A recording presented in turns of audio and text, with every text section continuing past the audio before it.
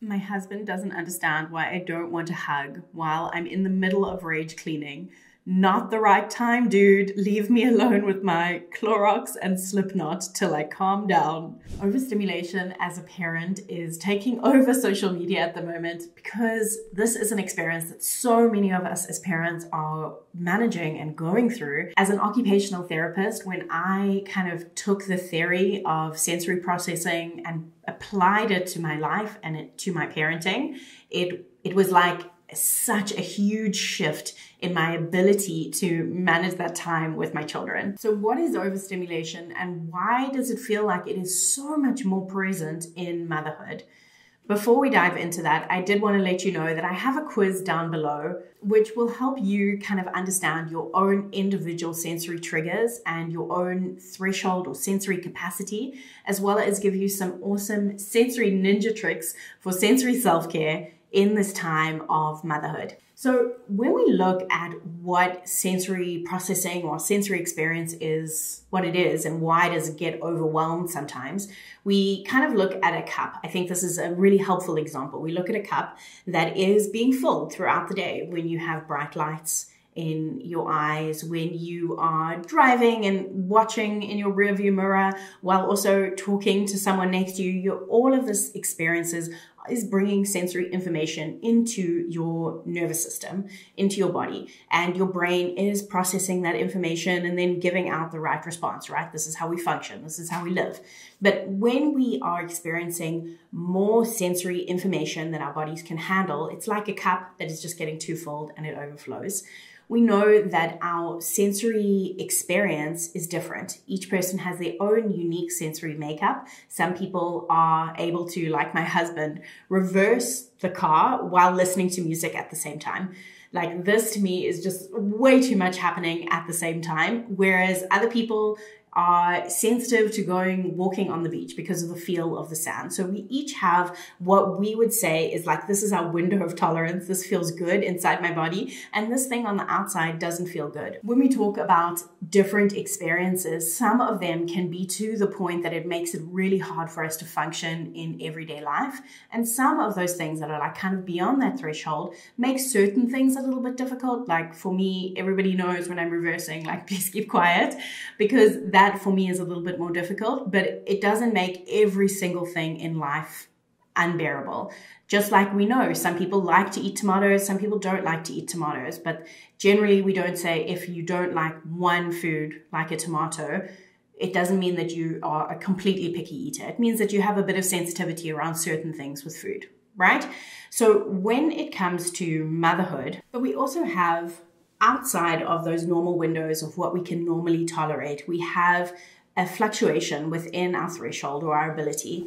We know that if we are stressed, if we have a higher mental load, if our stress systems are already in place, like we already have adrenaline in our bodies or cortisol, that we are less tolerant of the sensory information. Our cups become easily overflowing.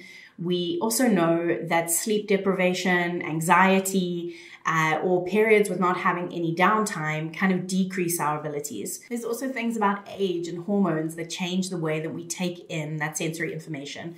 Like, I don't know if you've ever picked this up, how when you were a child, maybe you loved spinning around in a circle or going on a roller coaster at an amusement park. But as an adult, that feels like a lot more within your body. Like it feels like a lot harder to kind of process all of that information. I personally will not go on any kind of roller coasters or things that are too movement based because it overwhelms my sensory systems, whereas as a child it didn't. So we know that age also does change our ability to process certain sensory things in our environment. The truth is that a lot of the things that prepare us or make us able to be parents actually also decrease our cup size or our ability to process that information. So I was listening recently to an interview done with Dr. Rick Hansen, and he was talking about how 98% of jobs or occupations are less stressful than parenting young children.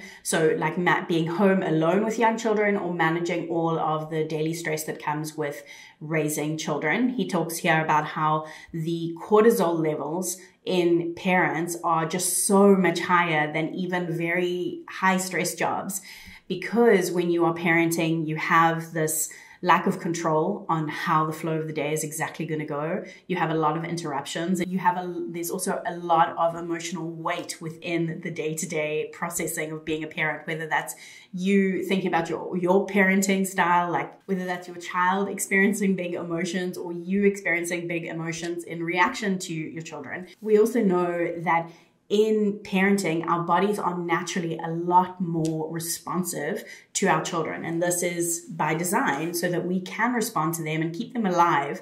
But in a situation where we are also bombarded with all of the day-to-day stimulation that we have, whether it is, also work deadlines, also driving, also social media, like all of the things that we are taking in, it can feel really, really overwhelming. I think it's important to draw a distinction between chronic overstimulation and things that trigger us, or in the moment things that are overstimulating. These are quite different. If you look at chronic overstimulation, this is an experience where you feel like you just never are not overstimulated, and like that your stimulation is always up.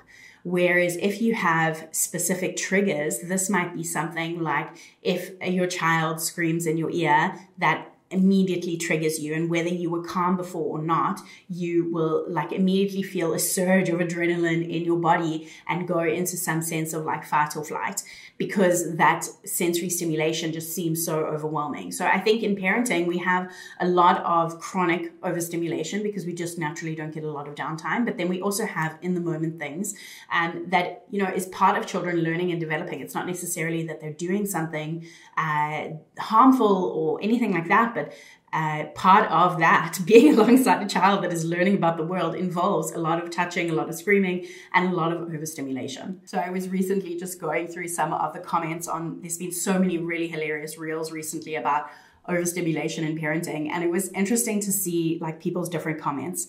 There are a lot of people that are commenting about like touch. There are a lot of people commenting about sound. There are a lot of people commenting about interruption, or feeling like you can never finish something, or the need to clean your house. And that is such an interesting point, because when you really get down to the basics of what it means to be overstimulated, it really is about your own personal experience. How I like to think of this or understand your unique sensory experience is firstly by looking at what's happening around me. What is my sensory profile or my capacity and threshold in terms of sensory processing? And then what am I trying to do? The task element is also really important. And when those three circles, those things kind of interlock, the middle is where we find and can understand our unique sensory experience. It's not always going to be a possibility to decrease the amount of sensory information that's coming in from the environment. There's many ways that it is possible. But for example, if a child is having a meltdown, that's not necessarily something that we can say like, I'm going to put a cork in this and stop it because it's too much right now.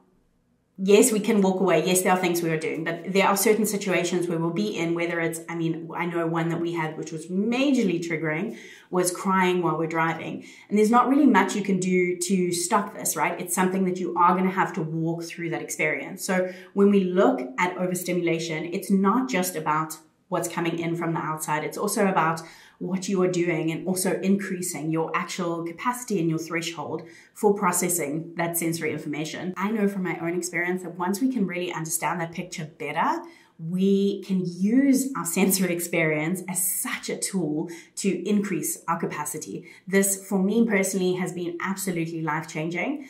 I want to lead you to this quiz that I have, because I do share in that, depending on your specific sensory makeup, some ideas and what I call like self-care ninja tricks that can help you to manage in the moment, but then also just like increase your ability. So come and take the quiz. It's linked down below. I'll see you over there.